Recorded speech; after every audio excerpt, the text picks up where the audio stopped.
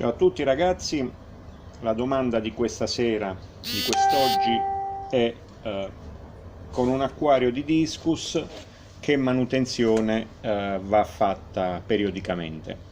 La manutenzione che va fatta periodicamente per un acquario con i discus, secondo il mio punto di vista, è un cambio parziale di acqua. Dipende da quanto è grande l'acquario e quanti pesci ospita, ma generalmente io consiglio di farlo non all'incirca una volta ogni 15-20 giorni. Consiglio di fare cambio parziale e nello stesso momento possiamo fare pulizia dei vetri, pulizia del filtro e una sifonatura del fondo. Quindi per il cambio di acqua e per fare questa manutenzione abbiamo bisogno di vari prodotti. Ad esempio abbiamo bisogno, aspettate che vi stacco un attimo il telefono dal supporto senza che lo sfascio. Ok, in questo secchio ho preparato dell'acqua già da ieri, con acqua, metà acqua di osmosi e metà acqua di rubinetto. In più ho messo all'interno il Biotopol, che sarebbe un abbattitore di metalli pesanti, cloro e varie cose che possono trovarsi nell'acqua di rubinetto, e lo Stability, che non sarebbe altro che delle colonie batteriche che vanno ad integrare nell'acqua, vanno a integrare l'acqua nuova di rubinetto, cioè sono delle colonie batteriche che si mettono nell'acqua per tenere sempre la colonia batterica in buono stato. Dopodiché mi serve della lana di Perlon e un bicchiere grosso dove poter mettere il materiale filtrante da sciacquare senza far gocciolare acqua a terra, per il dispiacere delle nostre donne, per lavorare pulito. In più ho bisogno di un secchio per l'acqua di scarto, il bel tappetino per lavorare pulito e dei tubi che dopo vi farò vedere come funzionano e a che cosa servono. Ok, visto questo semplice materiale, procediamo con la pulizia. Sistemiamo di nuovo, là, ecco qua. Allora, questi qua li abbiamo già usati e li mettiamo da parte nell'acqua preventivamente preparata. Questo lo togliamo per il momento. Usiamo come prima cosa questa lana di Perlon. Questa lana di Perlon a cosa mi serve? È un ottimo rimedio per pulire il vetro senza rigarlo, perché ha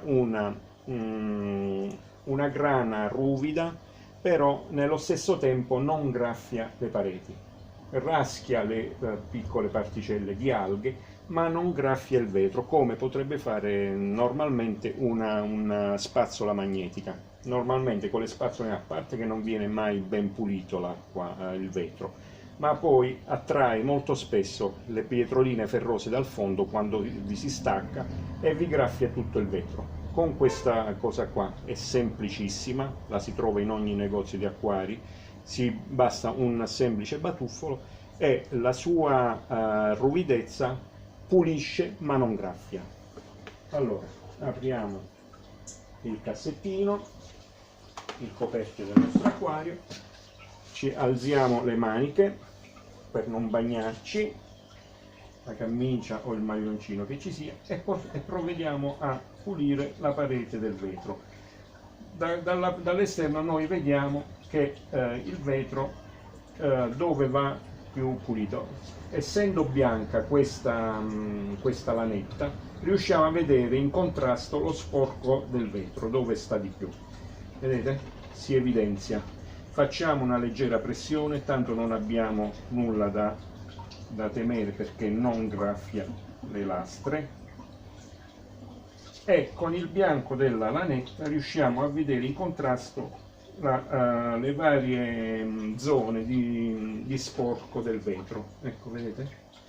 si notano, e andiamo a grattare. Inoltre vi consiglio, in un acquario dove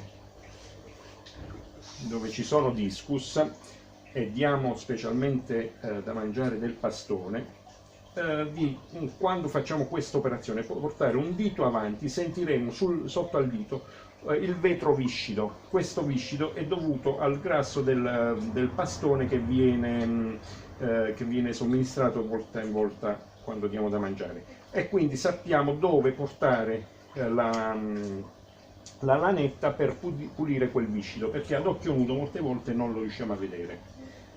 Si formano proprio le pareti viscide. Allora con il dito noi riusciamo a sentire dove spazzolare meglio, ecco, e ci facciamo un poco tutta la lastra.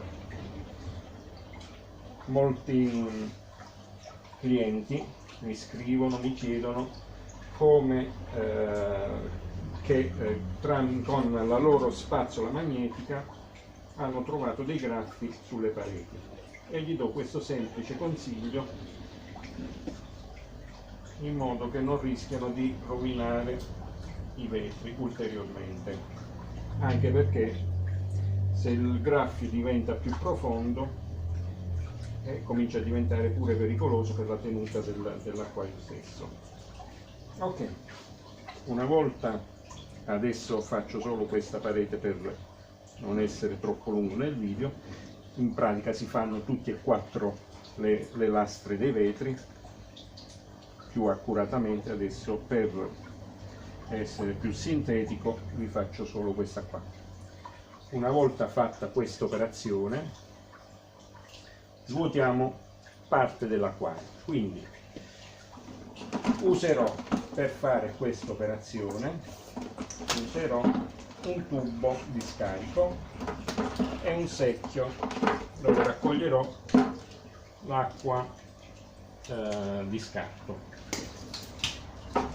Il tubo, io mi sono costruito questo tubo molto comodo, dove abbiamo questo tubo rigido a forma di manico d'ombrello, che lo potete reperire in qualsiasi negozio di acquari. Non è altro che un ricambio per i filtri esterni. Cosa mi serve questo tubo a manico d'ombrello? Mi serve per non litigare col tubo ogni volta che lo metto in acqua. Quindi lo metto così e rimane fermo, e posso fare tutti i miei lavori. Vedete? Mentre se il tubo è dritto devo stare con due mani impegnate, invece lo metto così e non va più da nessuna parte. All'estremità di questo tubo ci ho messo questo rubinetto che vado a chiudere, ad aprire in base a quando si riempie il secchio di acqua, per poi svuotarlo nel bagno, nella vasca, dove che sia. Quindi procedo con la classica succhio della cannola del vino, tipo facciamo il vuoto ed esce l'acqua. Ok, in questo caso toglierò solo un secchio, sempre per essere sintetico e veloce. Bisognerebbe togliere più acqua, ma per esperienza, cioè per velocizzare il video, toglierò solo un secchio di acqua. Aspettiamo che togliamo l'acqua. In questo caso la pompa del filtro la lascio accesa, anche perché la poca acqua che toglierò permette la pompa di pescare. Ok, il secchio si sta quasi riempendo. Una volta che il secchio è arrivato quasi colmo, chiudo il rubinetto e vado comodamente a svuotare il secchio nel bagno. A questo punto entra in gioco il bicchierone, questo qua, per la gioia delle nostre mogli. Lo tiro fuori, abbasso questo, tiro fuori il filtro, vedete questo, e lo metto dentro.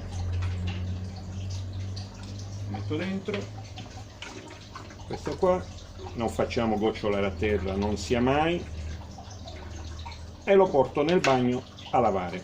Questo acquario, questi acquari Jewel, sono corredati di due cestelli tipo questi qua, uno sopra e uno sotto chiaramente. Quando faccio il cambio, quando faccio la manutenzione quindicinale, lavo uno per volta in modo che l'altro rimanga sempre attivo la flora batterica. Quindi adesso lavo quello di sopra, la prossima volta quello di sopra non lo lavo e lavo quello che ho lasciato oggi sotto. Lo porto di là. Adesso devo ricaricare l'acqua che ho tolto dall'acquario. Per ricaricare l'acqua che ho tolto nell'acquario, appunto, mi ero preparato il secchio, già con questo secchio, già con l'acqua dentro, già preparata da qualche giorno prima e ariata e con i vari prodotti dentro.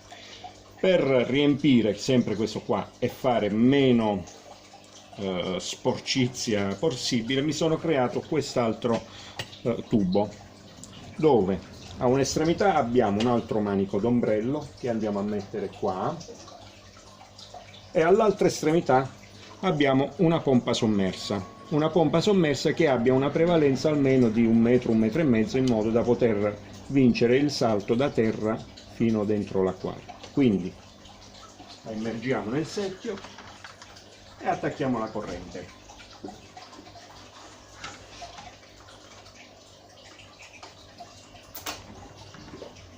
Ecco, vedete che la pompa è andata in funzione e sta riempendo l'acquario.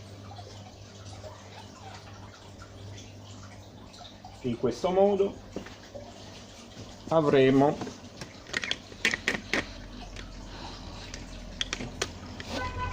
meno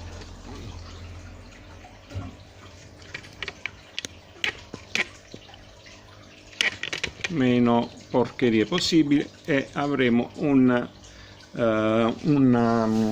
diciamo, non stresseremo minimamente i nostri pesci con questa operazione qua.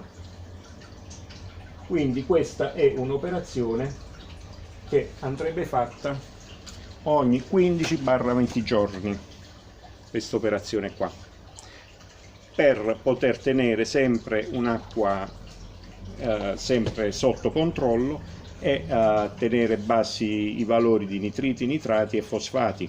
Quindi col cambio d'acqua andiamo ad abbattere questi valori, proprio perché specialmente i discus che mangiano pastone, e poi essendo anche loro grandi con i prodotti di scarto, i loro prodotti di scarto, tendono a far aumentare questi valori e potrebbero essere pericolosi per la loro salute. È sempre bene, è sempre consigliabile ogni tanto fare dei test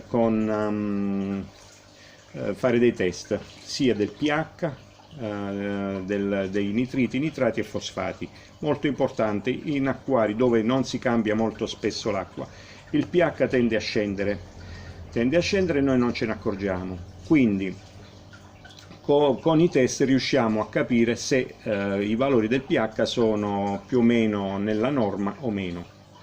Molto spesso mi hanno chiamato dei clienti dicendo che i pesci erano molto nervosi. Una situazione di nervosismo dei pesci, di stress dei pesci, è dovuta anche ad un abbassamento repentino del pH. Quindi tenete sempre sotto controllo il pH, perché in acquari con molti discus e dove si alimenta con pastoni e alimenti molto proteici, il pH tende ad abbassarsi e noi non ce ne accorgiamo molto spesso quando è troppo tardi. E niente, tenere queste accortezze. Detto questo, credo di essere stato chiaro ed esaustivo. Se avete qualsiasi diciamo, problema oppure curiosità, qualsiasi cosa, non esitate a contattarmi. I recapiti li trovate sempre online, sto un po' dappertutto, su tutti i vari social, oppure sul sito mio sul mio sito www.omniapet.it. Contattatemi e niente, senza problema. Detto questo, io vi saluto, il secchio si è svuotato, la pompa pesca a vuoto e ora stacco tutto e ci sentiamo al prossimo video. Ciao a tutti da Peppe.